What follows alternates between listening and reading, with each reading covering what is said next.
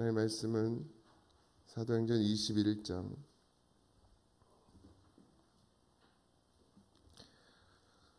21절에서 26절까지입니다. 사도행전 21장 21절에서 26절까지. 찾으셨죠? 합독하겠습니다.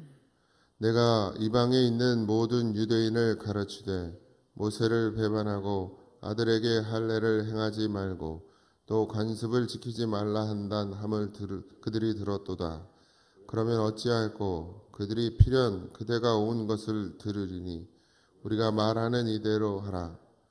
소원한 네 사람이 우리에게 있으니 그들을 데리고 함께 결례를 행하고 그들을 위하여 비용을 내어 머리를 깎게 하라. 그러면 모든 사람이 그대에 대하여 들은 것이 사실이 아니고 그대도 율법을 지켜 행하는 줄로 알 것이라. 주를 믿는 이방인에게는 우리가 우상의 제물과 피와 목매어 죽인 것과 음행을 피할 것을 결의하고 편지하였느니라 하니 바울이 이 사람들을 데리고 이튿날 그들과 함께 결례를 행하고 성전에 들어가서 각 사람을 위하여 제사 드릴 때까지의 결례 기간이 만기된 것을 신고하니라. 아멘. 할렐루야. 바울이 마치 예수님이 십자가를 지시러 예루살렘으로 들어가는 것처럼 그렇게 바울도 이제 자신의 모든 선교의 여정을 마치고 하나님이 원하시고 뜻하시는 대로 그 인생을 살다가 복음을 전하며 살다가 이제 마지막 예루살렘으로 성령의 인도하심을 받아서 들어가게 됩니다. 바울의 이 모습이 저는 예수님의 모습처럼 그렇게 그런 생각이 들더라고요. 어제도 말씀을 좀 묵상하는데 이제 이따가 설명을 드리겠지만 바울이 왜 그렇게 했는지에 대해서 제가 생각을 해봤는데 굳이 왜 그렇게까지 했을까 이랬는데 바울은 이미 성령이 어떻게 자기에게 해야 될 것을 다 알았죠. 예수님도 들어가면 십자가 질 거 알았고 고난 고통받고 죽게 될 것을 알았지만 하나님 말씀에 순종해서 들어가서 그저 그들이 끌고 가는 대로 끌려가는 그런 어린 양의 모습을 보여준 것처럼 바울도 오늘 그런 모습을 보여주지 않았나 이런 생각이 듭니다. 먼저는 이제 유대인들을 만나게 되죠. 그리고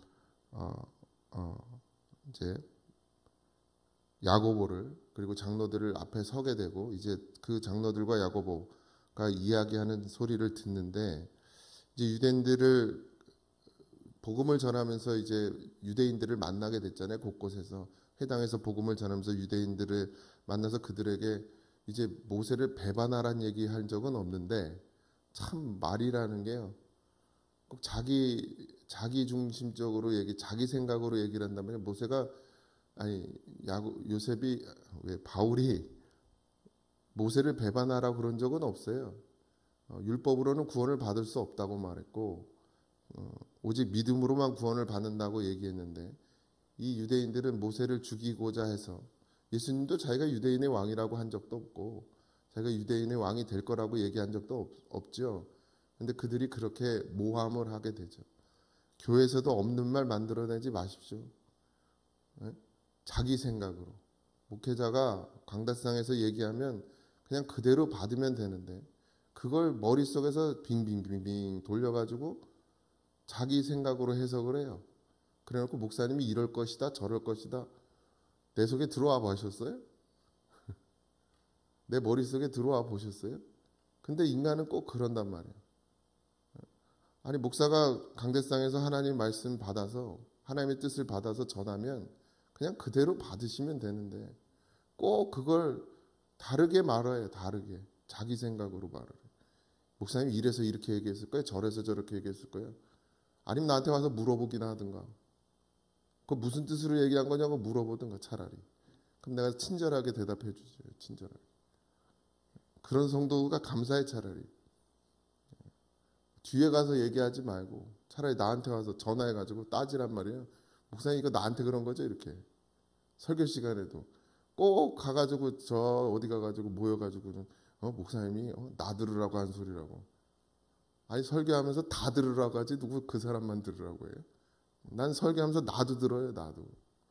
근데 꼭 그래 머릿속으로 빙빙빙 세탁기 돌리시듯이 말씀을 돌려가지고는 자기 생각대로 이제 다 만들어 놓고 그러고 와서 이 사람한테 가서 얘기하고 저 사람한테 가서 얘기하고 똑같아요. 요셉은 왜 자꾸 요셉이 나오냐? 바울은 그런 적이 없죠. 모세를 배반하라 그런 적은 없어요. 그런데 그렇게 말이 나오죠. 이 소문이라는 게 참 사람의 말이라는 게 부풀러지고 꽈지고 뒤틀어지고 나중엔 전혀 엉뚱한 말을 하게 됩니다. 그래서 사람의 말에 귀 기울이지 마세요. 하나님의 말씀에 귀 기울이시기 바랍니다. 그래서 모세를 배반하고 아들에게 할례를 행하지 말고 또 관습을 지키지 말라고 한다함을 들었다. 그러니까 앞뒤 다 빼고 왜 모세가 그렇게 얘기했는지는 말 안 하고 그냥 그저 모세는 왜 이러죠 오늘? 바울이 앞뒤를 어떻게 말했는지는 생각하지 않고 그저 그것만 딱 잡아가지고 그러니까 목사가 11조 하지 마라 이랬다 그러면 내가 왜 11조를 하지 말라 그랬는지를 알아야 되는데 앞뒤를 생각해서 근데 목사가 11조 하지 말라 그랬다고. 아니 뭐 우리 교회 그렇다 예를 들자면 그렇다는 게 또 가가지고 누가 그랬대 이러지 마 그랬다. 그런단 말이죠. 분명히 의도가 있는 것인데도. 그런데 그렇게 얘기하는 거예요. 그래서 이들이 그러니까 야고보와 그 장로들이 어찌하면 좋냐. 그들이 필연 바울 당신을 찾아올 것이다. 그럼 어떻게 하냐. 이 일 때문에 모세를 이제 뭐 배신하라고 그러고 율법을 지키지 말라 그런 것 때문에 아마 열심히 있는 유대인들, 율법에 열심히 있는 유대인들이 너를 찾아올 거다.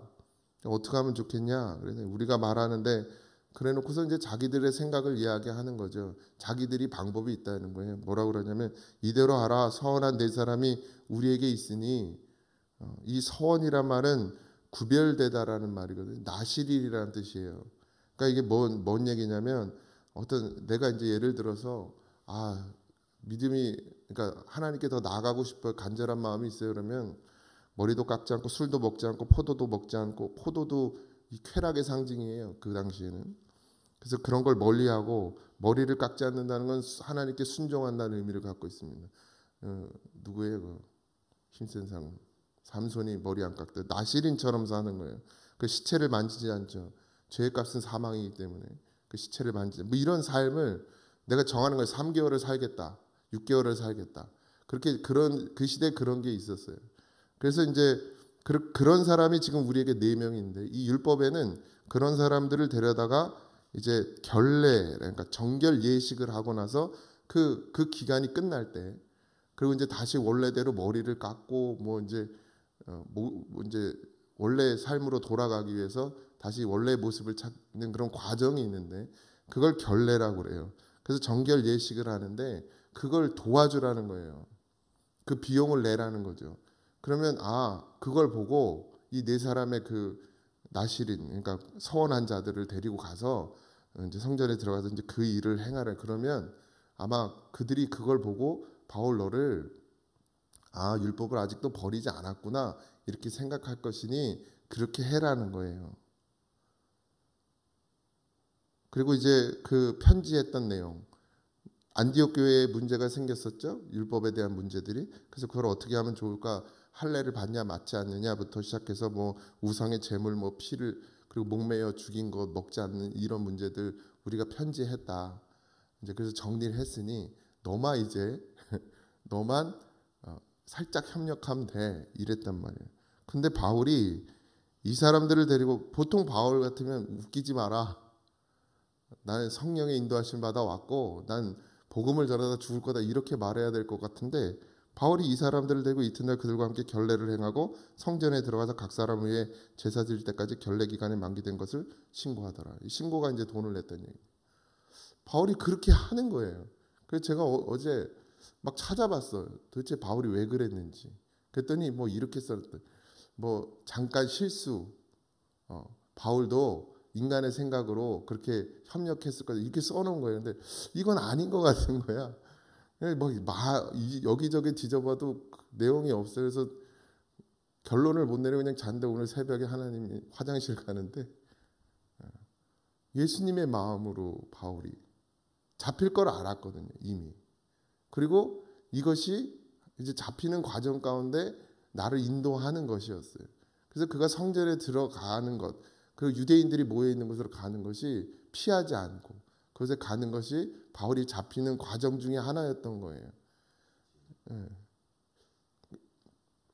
바울은 다 알았죠. 이미 벌써 그 먼 나라에 있을 때부터 그렇게 가지 말라고 해도 아니라 너는 왜 나를 괴롭게 하냐?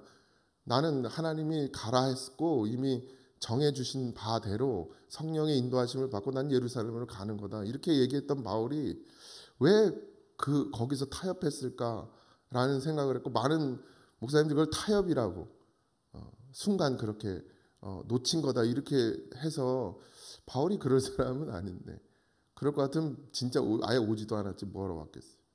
근데 하나님이 예수님이 그렇게 하나님의 말씀에 순종하듯 바울도 그렇게 순종해서 가는 그 과정이었구나라는 생각이 들더라고요. 여러분들 바울은 이 율법의 행위가 아무런 의미가 없습니다. 본인에게. 여러분들 뭐 제사 드리는 거 뭐라 하지 마세요. 그 제사의 자리에 있다고 해서 그 사람이 제사 드리는 마음을 가진 건 아닌 거예요. 크리스찬들 중에도. 그러니까 뭐 그걸로 너무 고민하지도 마세요. 그냥 협력하고 뭐 도울 거 있으면 돕고 뭐 절하고 안 하고 뭐 그게 중요합니까? 자꾸 율법의 행위로 가면 안 됩니다. 그럼 여러분들은 거기서 절하면 그게 정말 믿음으로 절한 겁니까? 우상을 섬기는 겁니까? 진짜 우상 섬기는 여기 있어요. 여기에 있단 말이에요. 우상은 여기서 섬기는 거예요. 나를 사랑하는 게 진짜 최고의 우상이고 번져서 하나님보다 더 사랑하는 것이 우상이지 제사상 앞에 가서 절했다고 그게 우상이 아니에요. 그렇다고 또 그 정죄하고 권사식 돼 가지고 그냥 제사상에 앉아 있다 그러고 앉는 사람도 없지만 그 정죄할 필요도 없죠. 그러니까 바울도 이제 하나님이 나를 왜 이렇게 인도하시는지를 알았고 거기에 순종해서 끌려가는 겁니다. 예수님도 피할 길이 없었습니까? 피할 방법이 없었습니까? 다 있었죠. 그런데 가시는 것처럼 바울도 이제 그렇게 해서 그곳에 가서 잡히게 돼요. 여러분들 하나님의 말씀에 순종하는 것은 무조건 잘 되는 게 아닙니다. 때로는 말도 안 되는 일이 일어나고 때로는 정말 상상도 할 수 없는 일이 일어나고 때로는 억울한 일도 당하게 되고 그런데 어제도 수요 예배 때도 그랬지만 다 과정이란 말이죠. 과정. 하나님이 나를 세워가시는 믿음으로 세워가는 과정이고 나를 구원하시는 과정 가운데 있는 겁니다. 바울은 주님을 위해서 죽는 것을 영광으로 생각했죠. 오늘 그런 성도가 얼마나 있나 모르겠습니다. 목사도 그러질 않으니 주를 위해 죽기는커녕 자기 배 채우기 바쁜데 그런데 정말 그런 목자, 그런 목사, 그런 복음을 전하는 사람, 그런 성도 지금도 하나님은 찾고 계시고 역사하고 계시죠. 여러분의 삶 가운데 여러분이 바라지 않던 일, 원하지 않던 일들이 일어나든가요? 그럼 감사하십시오. 주님께로 더 가까이 나가는 과정 중에 있는 것입니다. 그러니 순종하세요. 말이 안 되는 것 같고 이게 도대체 아닌 것 같아도 그냥 하나님이 인도하시면 아멘하고 끌려가시면 마치 도살장에 끌려가는 어린 양처럼 그렇게 주님이 가신 것처럼 우리도 그 길을 가야 하죠. 오직 순종밖에 없습니다. 근데 분별은 잘 하십시오. 이게 진짜 하나님 뜻인지 아닌지는 잘 분별하셔서 맹종하지 마시고 맹종하지 말고 분별하셔서 정말 하나님이 원하시고 바라시는 뜻대로 그 삶의 인도함을 받으시는 그런 여러분들이 되기를 주님의 이름으로 축원드립니다. 기도하겠습니다. 하나님, 주님은 알고도 제자들을 3년 동안이나 함께 했습니다. 그들이 배신할 것도, 그들이 돌아설 것도, 그렇지만 또 다시 돌아올 것도, 그리고 주를 위해 죽을 것까지도 주님은 아셨습니다. 주여 우리를 그런 하나님의 자녀 되게 하셨사오니 이제 우리도 주님과 함께 죽고 사는 길로 걸어갈 수 있도록 우리에게 믿음을 더하여 주시옵시고 주의 말씀에 순종할 수 있는 힘을 허락하여 주옵소서. 바울의 모습을 보며 아버지 하나님, 우리도 이같이 복음을 들은 자로서, 예수를 믿는 자로서, 성도로서 어떻게 살아가야 될지를 분명히 깨달아 알게 해 주셨사오니 아버지 하나님, 걸어가게 하여 주옵소서. 아니면 끌려가게라도 하여 주옵소서. 그래서라도 주님의 길을 걷기를 원합니다. 그래서라도 주님의 길에 끌려서라도 가기를 원합니다. 하나님, 우리를 강건하여 주시옵시고 아버지, 이제 오늘 하루의 삶 가운데서 지켜주시고 인도하시며 주님 역사하여 주시옵소서. 아버지, 모세에게 역사하셨던 것처럼 우리에게도 역사하여 주시옵소서. 모세에게 찾아오셨던 것처럼 우리에게도 찾아와 주셔서 불러 주시옵소서. 오늘 하루도 함께 해주심 믿고 감사하며 예수님의 이름으로 기도하옵나이다. 아멘. 하늘에 계신 우리 아버지여, 이름이 거룩히 여김을 받으시오며 나라의 임하옵시며 뜻이 하늘에서 이루어진 것 같이 땅에서도 이루어지이다. 오늘날 우리에게 일용할 양식을 주옵시고 우리가 우리에게 죄진 자를 사하여 준 것 같이 우리 죄를 사하여 주옵시고 우리를 시험에 들게 하지 마옵시고 다만 악에서 구하옵소서. 등의 나라와 권세와 영광이 아버지께 영원히 있사옵나이다. 아멘.